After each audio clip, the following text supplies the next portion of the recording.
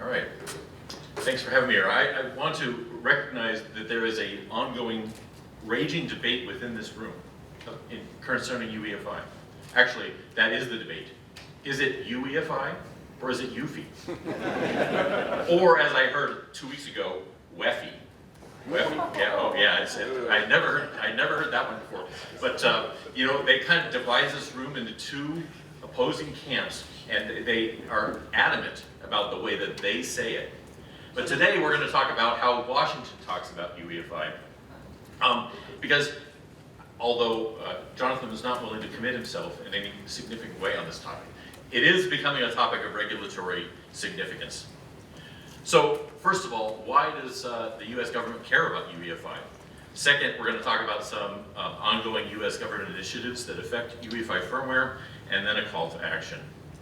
So this quote's a little bit dated, but is from the Department of Homeland Security, which talks about firmware presents a large and ever-expanding attack surface. Securing the firmware layer is often overlooked, but it is a single point of failure in devices and is one of the stealthiest methods in which an attacker can compromise devices at scale.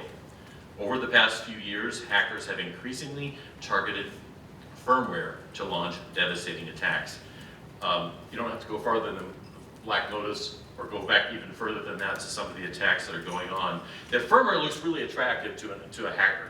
It also looks really attractive to security researchers. If you haven't been contacted by a security researcher about the firmware in your platform, then you are just lucky.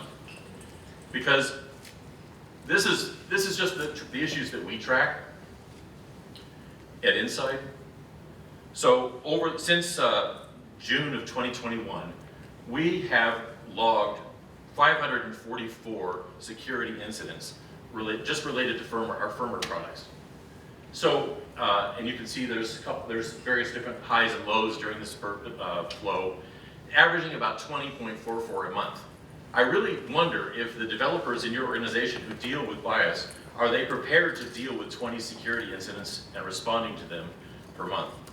The twice annual peaks that you see in this graph, there's one especially back in 2022, then going in and then again. Those are related to silicon vendors releasing their twice annual dumps of security incidents in the firmware that we have to integrate into our firmware stack. So this is at this rate of 20 per month. It is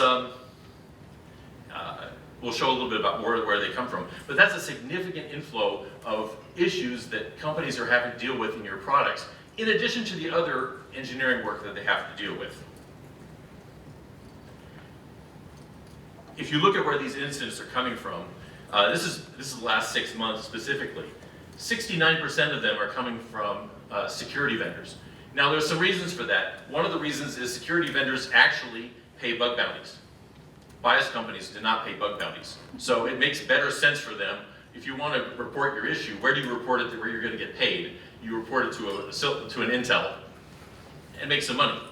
So that means that issues that used to be reported, if you go back a year before that, issues that used to be reported to an OEM or were reported to a BIOS vendor have just kind of shifted towards places where they could get a bug bounty. Also, where they can get the biggest publicity bang for their buck. If you're a security researcher, your pay, if you want to say it, your pay as a security researcher is the publicity you get out of the event, out of the thing, right? You could say, oh, we're the ones who discovered that issue. If we discover Black Lotus or go back to Log4j or something like that, and you get to say, wow, we did that, then you get the publicity, and that makes you a more valuable commodity in the internet economy. So on the bad side of this, I'm going to do the bad first. The bad ones is that security researchers have discovered the EDK2 networking stack. So,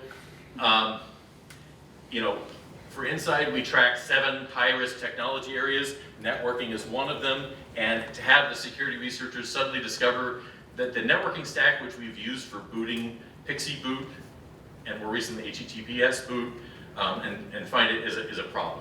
So I expect or if you were going to go, if I was to put on my crystal ball here, look into it, I would say that in the next year or 2 years, that's where a good deal of the security researcher focus is going to be, on the relatively underused networking stack. So if you go back historically, SMM issues were the big trend. Issues go in SMM. SMM issues are tending to decline. The current hot topic, the ones that are actually being talked about, are UEFI variable issues. And then if you go forward a year, it's going to be networking. That's kind of where the trends are in security. What the good thing is, it may not look like it, but UEFI variable issues are actually better for us than SMM issues. Why? Because UEFI variable issues tend to be spread out across the different code bases. For example, an average BIOS vendor is going to produce one separate version of their product at least per chipset. So the variable issues tend to be now more in the chipset related code and the OEM related code, not in the core of the products, if you look at where the security issues are. Okay, so that means instead of attacking one issue for every inside BIOS in the industry, you now can have, your attack will only work on one chipset using inside BIOS in the industry, or one OEM that uses that chipset, which uses the core in the industry. So you have an individual attack will affect fewer actual end user systems. So that means the overall UEFI is getting more and more secure, and attacks are going to have less and less positive payoff for people who want to use firmware for broadly deployed security attacks. So ransomware guys will find firmware using UEFI variable attacks less interesting than they used to do it where they did with SMM, which attacks were often centralized. So that's a longer term effect. And OEM issues, OEMs tend to be, if you want to look at OEMs or ODMs, they tend to have smaller teams, less devoted to security. So we're glad that fewer of the issues are actually showing up in OEM and ODM code. I want to talk about a little bit about time to fix. This diagram shows the actual time to fix from for a BIOS issue, firmware issue. Okay, so a security researcher will often work on. Security researchers have forever to find a vulnerability, as far as we're concerned. But eventually, they're going to report it to. Sometimes they'll report it to an OEM or an ODM. That's what I call it. And the OEM or ODM will then triage the issue. They'll try to figure out if it's their issue, is it really an issue or not. Then, at a certain point, if they use an IBV or they have a core team that manages the code base, they'll pass off the issue to that core team. Then the IBV, IFV, sorry Dick, will triage that, and then they'll make a fix, and they'll pass that fix on to the OEM or ODM. Then the OEM or ODM will finally deploy it, and then they'll give it to the end user, and then finally the issue is actually only really fixed after the end user, whoever that is, finally flashes that fix onto their platform.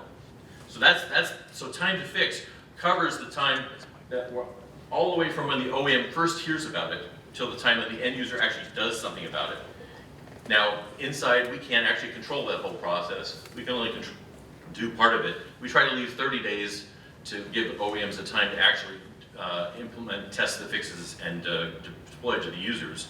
But our average rate of success of 90 days is it's only 6% during the last 6 months, and 50% at 120 days. So that's not great. So a lot of times we have unrealistic expectations also from some of our customers who are used to receiving software security updates in days. They want a fix within a day. They want a fix within 7 days.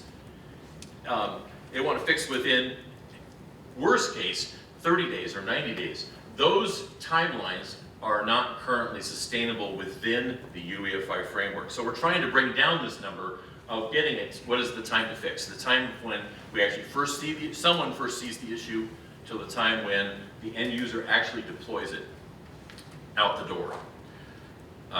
So right now, I would encourage you, just as part of this, you should really be doing some metrics of some portion of what is your portion of this, what is your metric, and measure what is from the time when you first hear it till the time when you finish doing the response. If you find out where you are on this slide and measure your time and see how you're doing, because your slice of this really contributes to the overall length which the supply chain can respond. So let's look at the U.S. government interest. I'm just going to cover two things. First of all, we've got the good old CISA blog article, Jonathan's blog article here about call to action for cybersecurity. We'll look at a few items from there, and then we'll look at the new one, which is actually affecting day-to-day work for BIOS engineers, which is attestations for the from the NIST 800-218. So this is basically straight out of his presentation. We're not going to talk about all of it. I do want to highlight here that one of the areas that is overlooked, especially by firmware vendors and firmware authors, is the last bullet. We don't really think about what happens when someone attacks the motherboard. As far back as 2014, there are supply chain issues where components were replaced on the motherboard, causing the end customer to actually be an attack. But physical part replacement, I've seen proof of concepts where the only way you know that there has been an attack on the motherboard is a small blob of solder on the thing. That's all you can see on the motherboard is a small blob of solder, and actually they've completely rerouted and were able to hijack a Cisco router with that kind of thing. So BIOS vendors usually don't think about this, but it is an important part of the supply chain. That's why SBDM is important, by the way. SBDM is important because you don't trust necessarily the component that's next to you actually is yours and is doing what you think it does.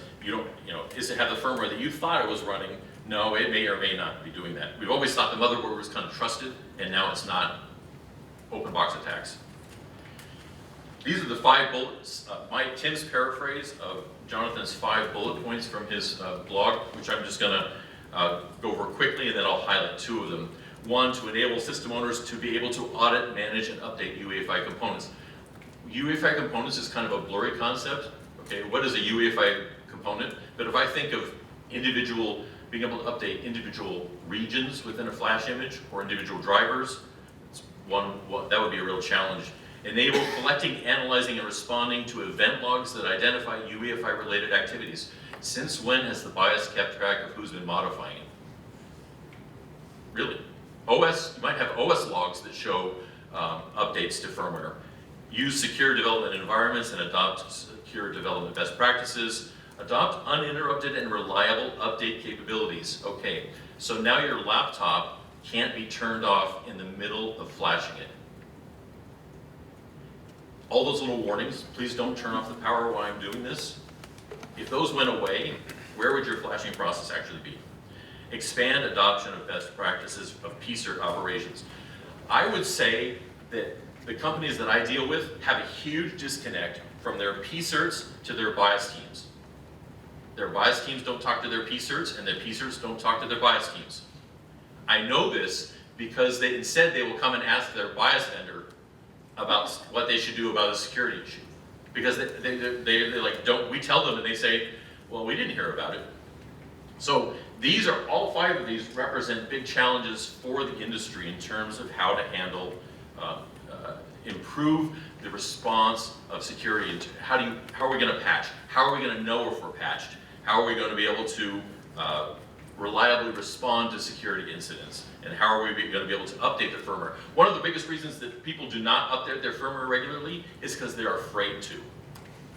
They're afraid that if I flash this BIOS, guess what happens when I flash it? The system hangs, it becomes a brick, and then I have to, what do I do with the system? Because firmware, historically, has not been a reliable operation. So sorry, Jonathan, I just summarized your entire blog in 2 slides. Sorry. And that leads me to a critical point here is, security of the platform in terms of firmware usually requires the cooperation of the end user or the IT department of an organization to actually make it happen. No matter how much work that we do at Insight, or how much work the OEM does, or how much work the silicon vendor does in terms of updating the firmware, the posture, until the end user pulls the trigger on the firmware update, nothing actually happens for platform security. So the question is, for example, what would my grandma do if she got a notification about a firmware update? Would she just dismiss it? Would it look like a piece of spam in her inbox?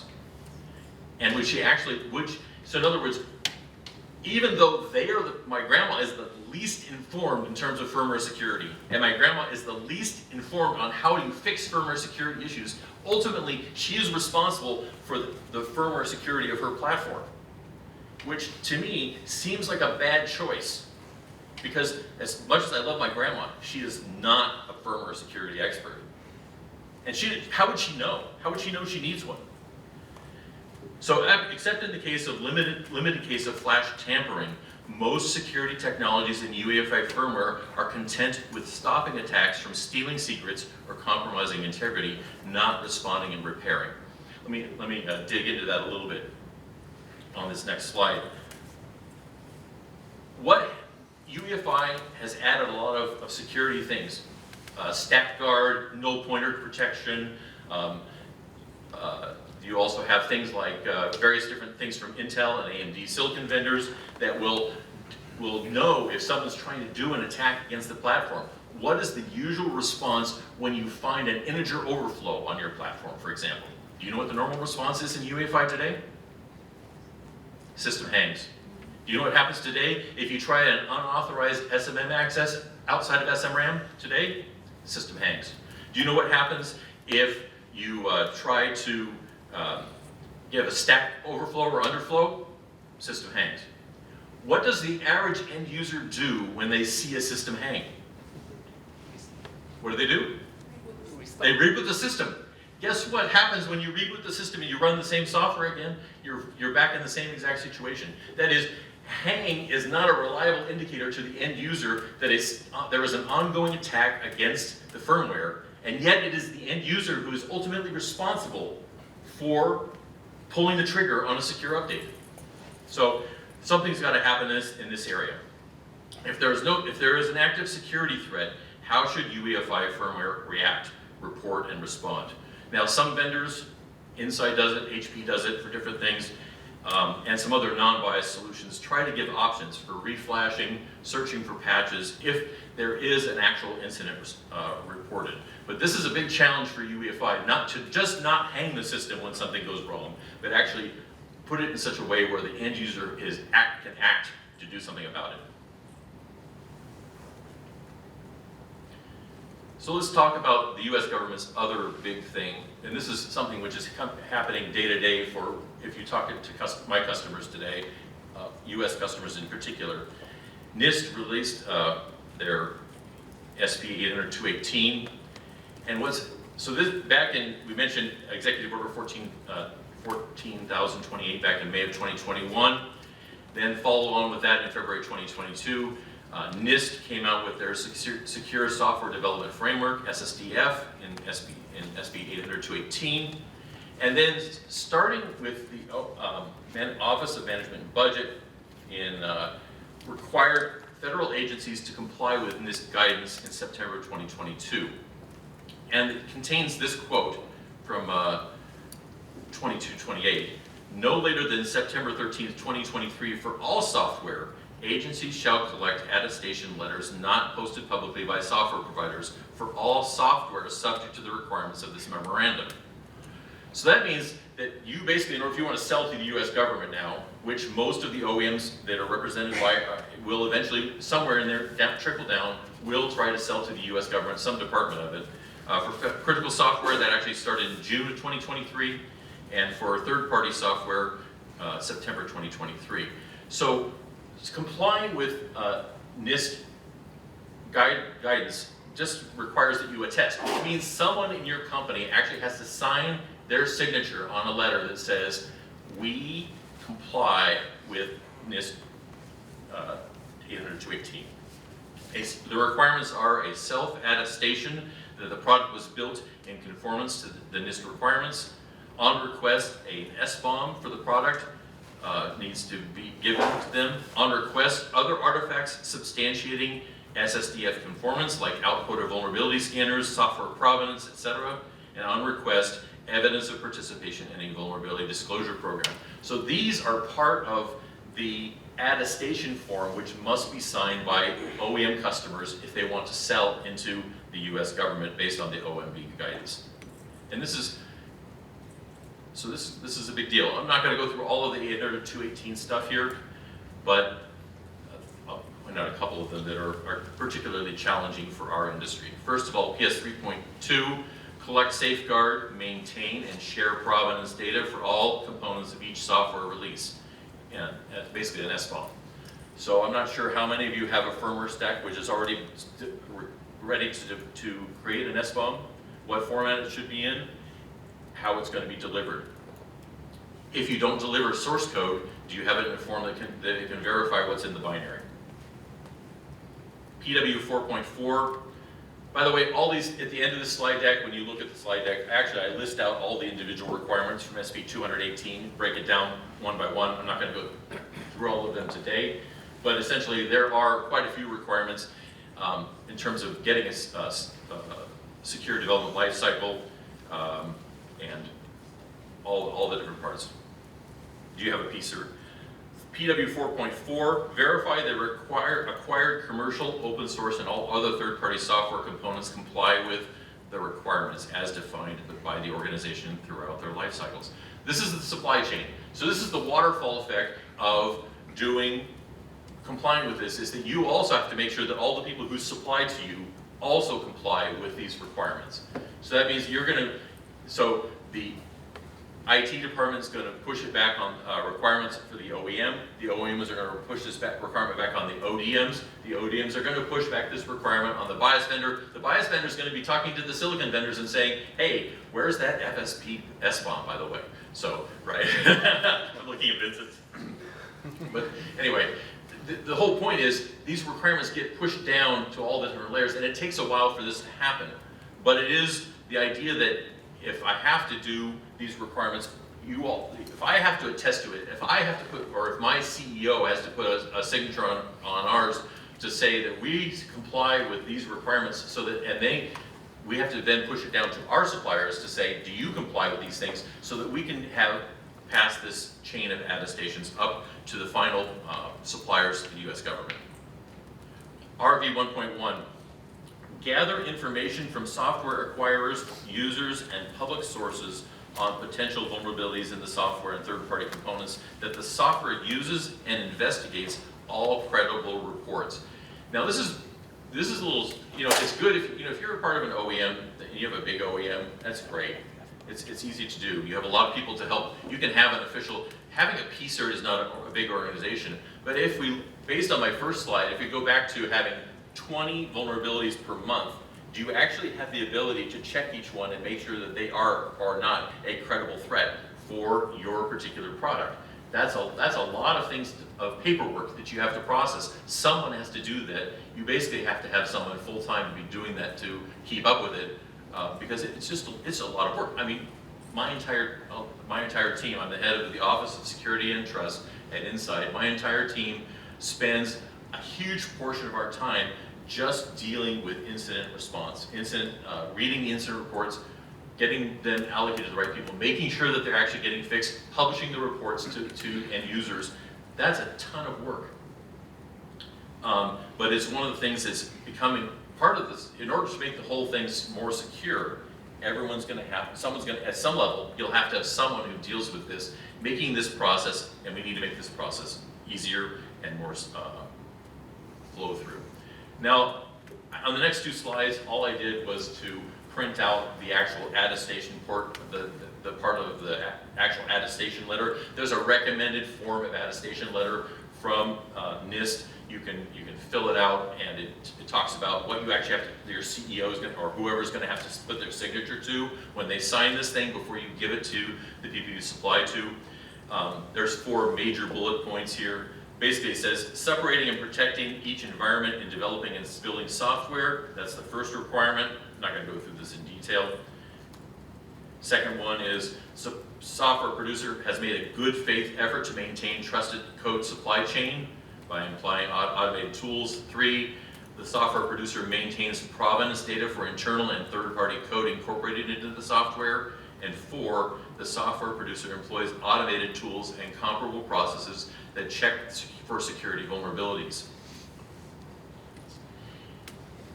Maybe using EDK2, maybe that's pretty easy then to keep track of all the third-party components that are in there. Maybe you're not using EDK2. If you look at the Open BMC provenance, what's in the Open BMC provenance, for example, there are 200 open source projects that are part of an average Open BMC deliverable.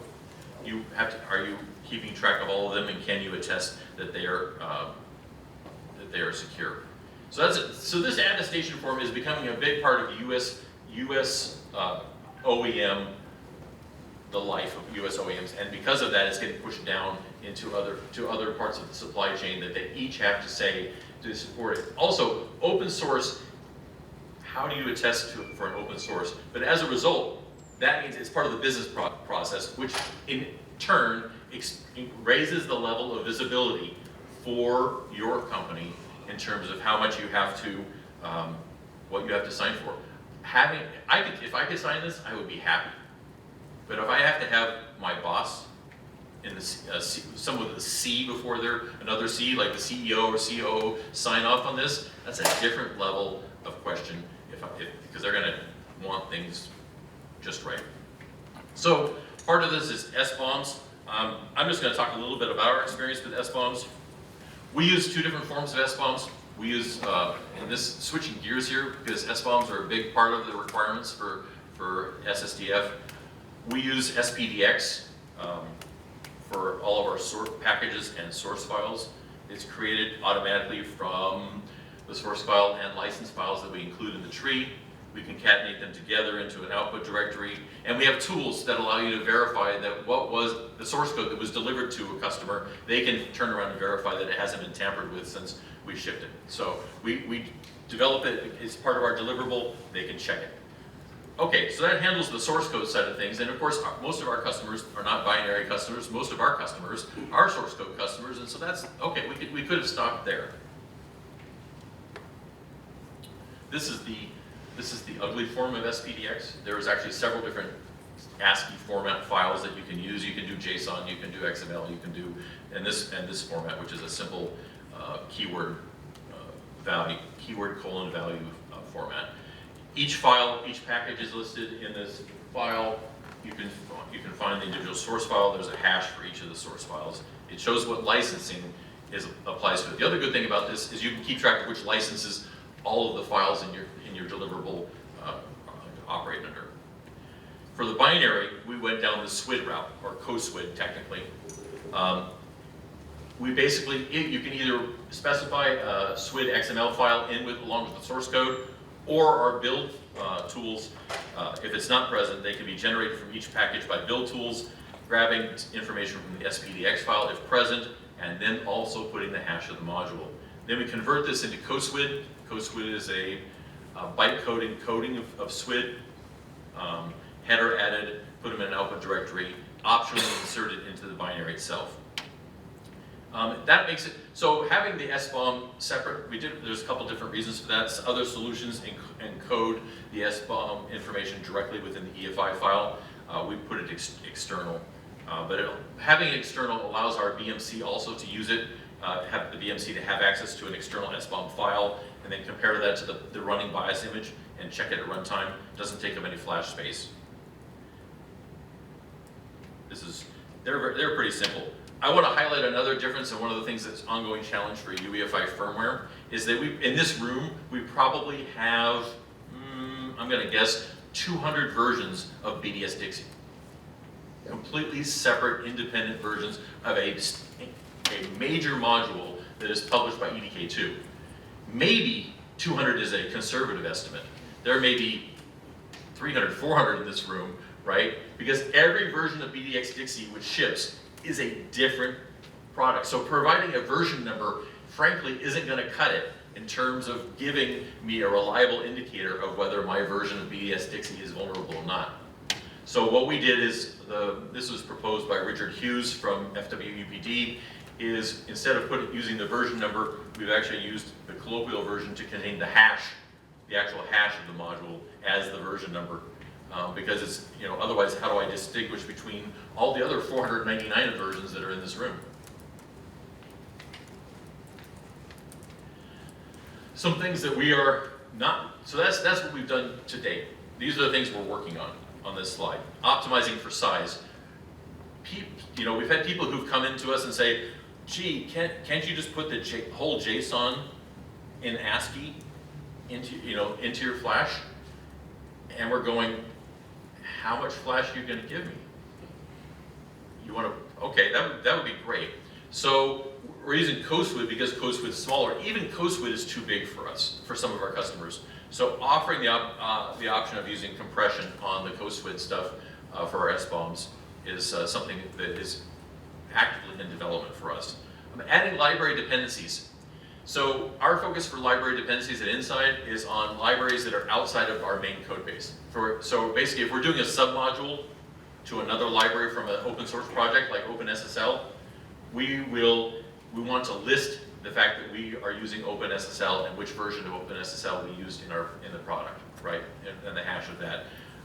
But library dependencies in the binary. So the fact is that I built BDS Dixie with the OpenSSL link to the OpenSSL library. I can at least see that directly in my BOM. And then the validation tool that allows end users for our product to either verify the SBOM of the system that's running, either with the SBOM embedded in it or using it as a separate SBOM file. So last slide, call to action here. I don't know if you can't see this, but this is slide 25 of 47. Okay, the reason is the rest of the slides go over in detail the SSDF requirements. You can read them, and there's also links to a huge number of the documents that I referred to.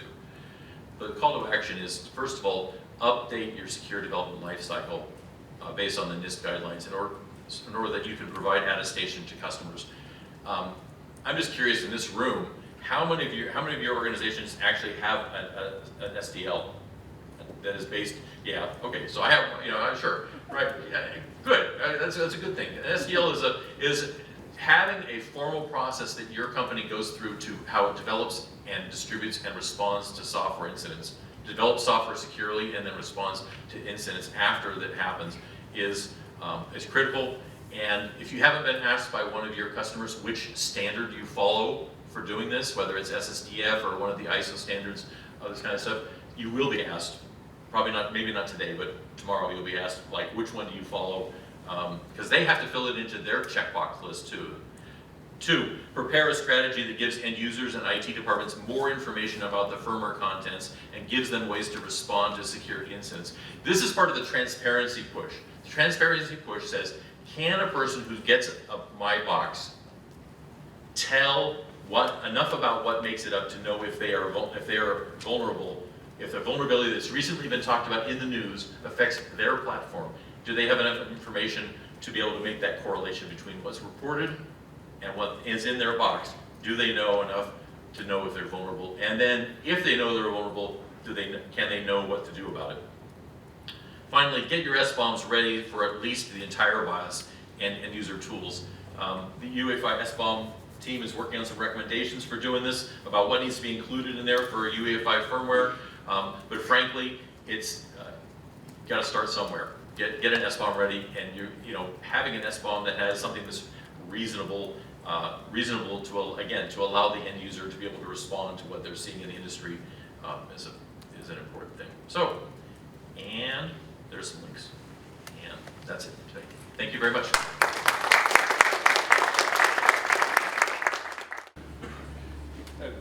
A plug for the UEFI SBOM sub-team. If you have any interest in this area, if you didn't realize, oh my God, I didn't really think about this, that's a good place to start, as it said.